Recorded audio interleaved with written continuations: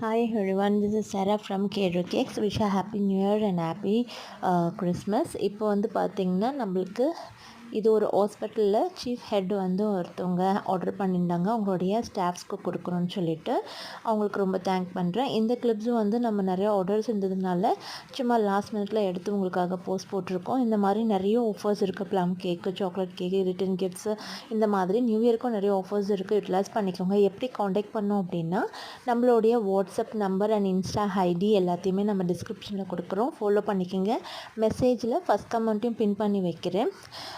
நிறைய ஆஃபர்ஸ் இருக்குது அப்படின்றீங்க, என்னது அப்படின்னாலும் நீங்கள் அதை தெரிஞ்சுக்கலாம்.